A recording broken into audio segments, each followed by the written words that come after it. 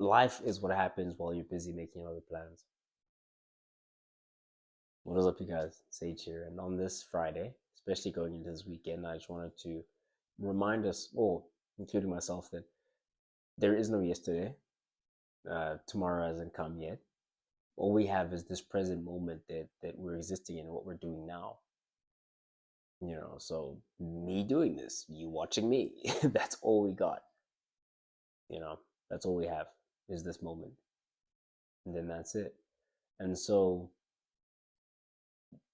most people often spend most of their time, if not all of their time, working for tomorrow. Meaning, in that mentality of, oh, once I do this thing, that will give me the energy, the leverage to put me in a position to do this thing, and then my life will start when I've done that thing after I pay off that bill and then buy that house and then get that car and then so basically right now today, what I'm doing is I'm living life. I'm trying to get things done, right? I'm just study really hard, so I'm gonna pass these exams. And then when I pass these exams, I'll be able to go to that school. When I go to that school, I'll be able to study so that I can get this job. When I get this job, I'm gonna get that car. When I get that car, I'm gonna get that house.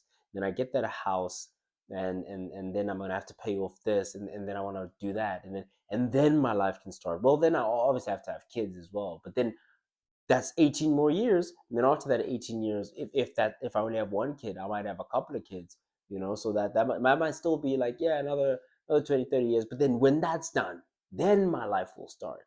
Then now really, life is what's happening while we're busy making other plans. While you are on the pursuit of this first thing, life is what you're doing every day. That working towards the process itself, that's life. That is it. We tend to talk about making it, and I do understand. Trust me, I'm here in the trenches with you. I understand that it is difficult to conceptualize the idea that these are the golden years. These are the best days of our lives, and these are the days that we will look back on at the end of it and say, man, remember when we were still young and hungry, man? When we were just young and we didn't know if it was gonna work, and we were just trying to figure it out, and we didn't even know what it was that we were trying to figure out, but we were just getting after it, man. Those are the days, weren't they? And then you think back to where you were mentally in those days, and you think to yourself, I was miserable during those days. I don't. What do I mean? Those are the golden days. When during those days, I just wanted to be here. It's realizing that you give up your 20s to be in your 30s. You give up your 30s to be in your 40s. You give up your 40s to be in your 50s. And in your 50s, you'd give it all up to be 20 again. We always want what it is that we don't have. We always want to trade what we have in abundance for what we have very little of. And then when we have much of this, we'll have little of that, and we wish to trade back. That's just naturally the way that we tend to operate as the human condition. And so, as we are suffering through this human condition, you and I, or enjoying this human condition, regardless, the action that follows stays the same, which is to remember that while you're making your grand plans, while you're working in this thing towards the next thing, which will unlock the next thing, which will unlock the next thing, which will actually put you in a position where you wish that you hadn't unlocked any of it, and you could just be in the beginning again, or could just go through it again, I suppose, to some capacity. While you're on that journey that we all go on deliberately, please do remember to enjoy the process, pain and pleasure. Enjoy the downs. When you're in those down moments, think to yourself, man, or what helps me is think to myself, man, this is going to be such an epic story. Or how incredible is the story going to be when I get through this? Like how much more meaningful is it going to be when I finally get that thing that has been so elusive to me for so long? It is that which makes life worth living. What makes it worthwhile is that at any given moment, it could be all over. And now that it's not all over and we're on the way to the next thing, we're coming from the last thing that we said was going to make us happy. And which reminds me of another quote that is, you've already achieved things that you said were going to make you happy, which again goes to illustrate that life happens. Life is busy happening while you're making plans. Now, two more things that I want to touch on. Number one is, I saw this video recently. I'm gonna post it tomorrow, Saturday morning. I'm gonna post it on my WhatsApp status, probably on my Instagram as well, which is 20-year-olds, 21, 22. What you're gonna want to bet on, what you're gonna want to invest in the next 20 to 30 years. Two things: AI and personal brand. You're really, really going to want to put yourself in a very, very strong position in terms of AI. You need to understand it, not necessarily even how to build AI, because I think that's the mistake and the misconception that most people typically make, is thinking that the only way I can use AI or I can be a part of the beneficiaries of AI is to build it myself. Not necessarily true. You could be the first person to figure out how to use AI effectively in your industry, or you could just be one of the people who use AI effectively in your industry. But AI is a tool. That tool is going to be used and it's going to be more and more common worldwide. And so, if you're not a part of the wave of people that are figuring out how to use that tool, then by the time the tool gets more advanced, you're going to be so far behind. There is going to be a actual skill deficiency. Whereas now we're just playing around with bots. Now we're just finding creative ways to help us write our essays quicker, and we're finding creative ways to help us study faster. Whereas in the future, that's going to turn into the best way to approach a client relationship, the best way to approach a sale, the best way to approach whatever it is that you're trying to get into. And the important thing is not just to use it; it's learn how to use it effectively and creatively. I'll give you an example of a man whose girlfriend had found out that he used AI in order to respond to her, because it she could tell that this was extremely emotional and open and vulnerable, and it sounds nothing like him. And so she typed the whole thing into ChatGPT, or into some kind of AI detector, and it detected 100% AI. And so from that, hopefully, what he learned is you can use it to draw inspiration. Rather, you can use it instead of saying, "Hey, reply to this." Say, "Give me 5 talking points from which you would approach replying to this." And from those talking points, you can make your own reply. You can see one of those talking points and say, "Oh, I actually do want to say something about that. Now that you've mentioned it, I do have strong feelings toward this thing." And so now you've used it to generate yourself points, but you're using your own authentic worldview to generate the actual response. Just one of the ways you can approach thinking of utilizing AI as a tool. It's not just directly let me make this thing do what I have to do. It's rather, let me use this thing to enhance my already high skill level. Once you figure out how to do that in business, in your business specifically, once you figure out how to do that in whatever industry that you're in, that's when you begin to unlock things. And so within the next 20 to 30 years, you're going to want to look at AI. Second thing you're going to look at is personal brand. Brand is association between known and unknown. And so you, unknown, want to be associated with good things, known. So consistency, known. You, unknown. You and consistency, brand association that you want. You want people to think of the things that you want, that they would like to have, like to be, like to understand, whatever the case is. You want those things to be associated to your name. So when your name pops up, you want there to be a feeling associated to it.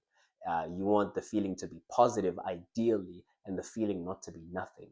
Because if you are either picking between, if all else is equal, and you so happen to know of this one person, say you're picking two candidates for whatever the case is, right, for a leadership position, two candidates, one of them you know of vaguely, and you have a positive association from that vague know of that you have, and the other you don't know of at all. Who do you think you're going to put into the position? Who do you think you're going to select? The one that you do have some prior knowledge of and it's positive, or the one that you don't know at all? If all else is equal, then I'm obviously going to go with the guy who I've seen be consistent, be diligent, be disciplined, be all these things, and exhibit all these factors. This is a wild shot in the dark. This, I at least have some data to back up this decision. So personal brand is going to be something that's very, very big. Again, especially in the next 20 to 30 years uh, of our natural lives. I've more so than in the first 20 to 30 years, or the first, that would be 50 years of our parents' lives.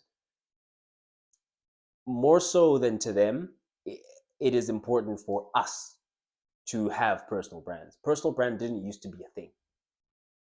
It didn't used to be a thing that I can Google. It didn't used to be a thing that I can search on social media platforms and look for something that has to do with you. It is now the case that you can build in real time associations with your name. It can be that in real time you can build positive associations to your name, and you can do so over time. And I promise you, all you have to do is keep showing up. You don't have to be like me. I'm a crazy person. I show up every single day. I show up every single day on as many feeds as possible, 3 times a day. It used to be 7 times a day, but now I'm a full-time student as well as running the company, still networking, still going to the gym. I'm insane. But to be absolutely fair to you, and to give you perspective on why I'm insane, I don't go out. I don't really have I don't really have friends, period. I have very few, a handful of very good friends, and there are people who are constantly being, uh, evaluated, potential of being brought into the circle, being tested through the fire, trying to see who goes where. And so, with that being said, I don't watch series. I don't watch movies. I'm a YouTube guy. I do watch a bit of YouTube, and that would be a podcast. For example, the last podcast that I watched was Chris Williamson and Alex Hormozy. If Alex Hormozy doesn't drop anything, now it's not necessarily if he doesn't drop anything. Period, because I'm not really heavy into the business stuff that he creates because I'm so busy studying. Uh, Chris Williamson, if he's not interviewing someone that I'm super interested in, I don't watch that. Most of the time, I'm watching bodybuilding stuff. I'm watching, so like, and it's not because I don't want to play video games. I would love to play video games. I get bored, but an hour is long. An hour is long. If there's a situation where for some or other reason there are multiple controllers and all my friends are over and this and that, then of course I'm gonna take the time out of my day. Because again, life happens while we're busy making other plans. So while I'm busy building all this future, this and that, it's like, man, that day, that was a good day. Period. And then that's it. And then I'm back to the grind tomorrow. And you'll find that even on that day I grinded. And do you get what I'm trying to say? So what I'm trying to get to is you don't have to be a crazy person who is trying to have a rather large personal brand, or who's trying to create and have a massive impact on a lot of people.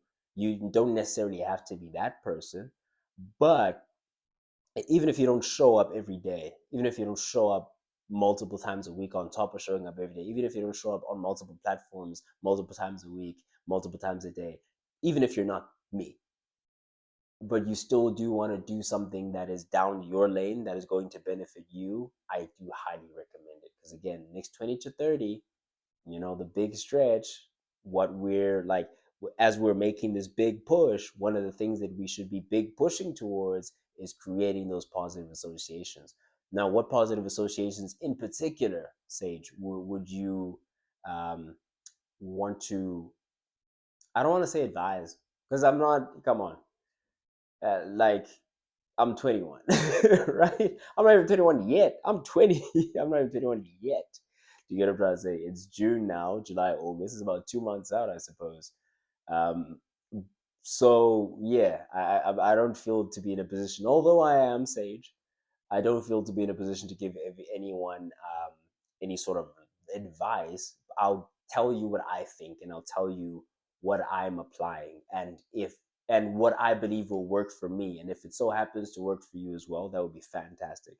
Which is offering solutions and helping people. Period. In terms of because we talked about that personal brand and what I would like you to focus on, or what the focuses of mine are, and what gets me, because I'm now in a position where um, I have been a leader in any and all situations that I have been in, and it's not necessarily because I'm always the best, most gifted, most talented, whatever person in the group, but it's because I'm the most helpful and I provide the most solutions. Period.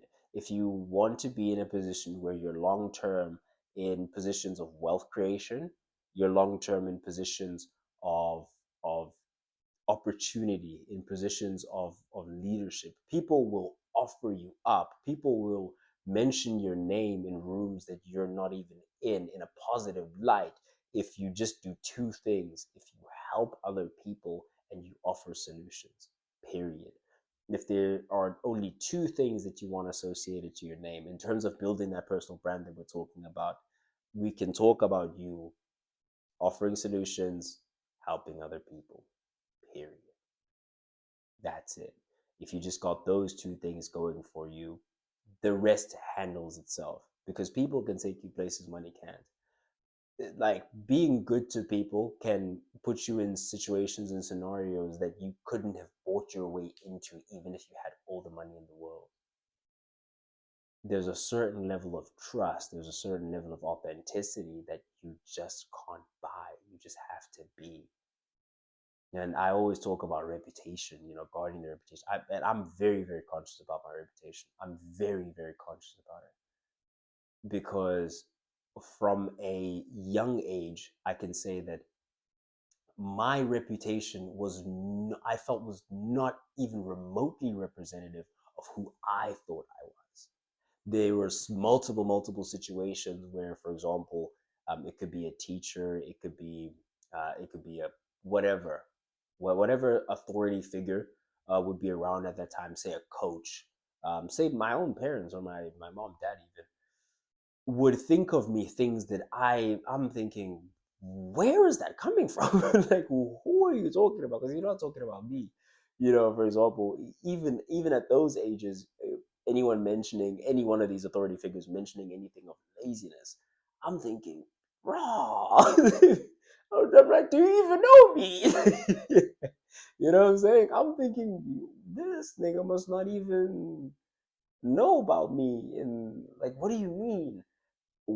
And the situation I've found now would be that there are certain particular things that that person may prioritize in their lives, and they would like me to do, that I'm not doing, and they're not priorities to me. And so the lack of doing of those things they associate with a lack of caring. Well, while the reality of the situation is, I don't care about that particular thing, nor do I think the doing of that thing is conducive to the growth that I'm trying to see. And that could go across the board. That's coaches, that's teachers, that's everything, right? But what I realized is the best way to have a great reputation, despite people already having preconceived notions about you, is to change. And change one of two things. You either change the way that you're communicating what your goals are, or you change the way that you are behaving in accordance to those goals. And so we do tend to have this thing where we are internally one person and we have these goals and we strive towards these things, but externally we're not necessarily acting differently to that. That's not necessarily always the case, and what would cause people to give you a reputation that is contrary to it. But it's not being consistent to that, not being consistently not consistently holding yourself to the standard that you've set for yourself.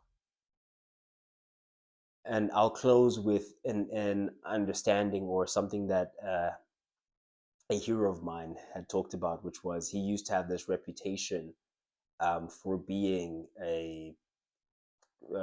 we can call it a ladies' man, a womanizer of sorts, in his younger years. This is in his college years, right? And this is like this story right here is probably the reason, or adding on to the many reasons why I'm not doing that, or why that's not my reputation, or why I'm very cognizant and conscious of what I do, etc. Is because he was perceived to be a womanizer, and then he was thinking of all these things that he could do. Like, man, what if I started going to church? Would they still think I would? What if I did this? What if I did that? And then he was talking about these things, doing these things, and the reputation just wasn't going away until his dad said, "Did you consider?" Because they used to call him a manho. And he was like, man, they keep calling it like, hey, man, this, man, that. And I'm like, I just can't get rid of this reputation. And it's sick. He's talking to his dad. I can't get rid of this reputation. And it's crazy. And then his father asked him, have you considered not being a manho? Has that ever crossed your peripheral even? you know? To which I think at the time he said he didn't understand, but he came to understand was at the end of the day, it will take a lot longer to reverse a reputation than it does to get it in the first place. Because you only have to do something once to have something stuck to you, especially negative. And you may have to, he literally changed his behavior, and for the rest of his school career, spent it changing that. And then one interaction at a time, it sort of died out. And so the point with that is, once you pick something, okay, number one, it's very, very easy to get the negative connotations stuck onto you. It's very difficult to undo those negative connotations. And a great solution, a great cure is prevention, is not getting caught up in those situations to begin with. But ultimately, if you are caught up in a situation where you do have a reputation that you don't feel is representative of you, have you considered not being that person? Have you considered not doing those things that get you labeled by that? Because people are not people are not stupid. People are not ridiculous for thinking what they think. They do have reasons for thinking what they think, and even though they might be wrong, even though, say, you are a female and you dress in a certain way, and people think that you're loose, or that you don't have great moral standards. The question would then be, do you think that if you dressed differently, people would have a different opinion of you? Just a question, not even suggesting anything. If you're a guy and you always walk around, you're in stringers, you're in whatever, but you're also quite an intellectual guy. And you don't like that. You don't like that you're constantly being associated with a jock. People always assume that you're dumb. People this and that. It's like, did you consider that if you dressed more appropriately for the situation that you're trying to be in? So if you show up in a tank top to all the school meetings, all the board meetings, all the whatever. Say you're in a leadership position and there are leadership meetings that are going on, and you show up to these in a stringer and this and that. Do you think perhaps that if you dressed more appropriately for the circumstance that you were going into, that people would respect you as such? Just food for thought, just things to think about. Again, we're talking about the next 20 to 30, and we're talking about the things to invest in, the AI, the personal brand, helping other people and providing solutions where, and on the front end of that, we preface that by saying, although we do have these things, we do have these big goals, and we are crunching towards them on a daily basis, we also need to remember that life is what's happening while we're busy working towards that. This part that you're fast forwarding through, that you're just skip.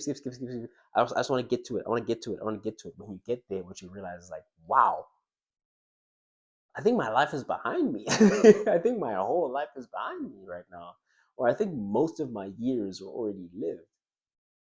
Crazy that entire time I was busy fast forwarding, trying to get to this thing. Now that I have this thing, I'm like, damn, I wish I didn't rush it, and I wish I could have savored life more.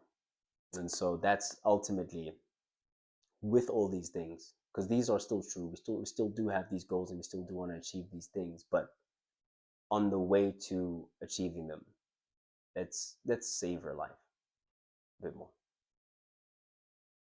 Hope you did in fact enjoy today's video. Please do hit that subscribe button if you did. I have been Sage, standing on business. Signing out.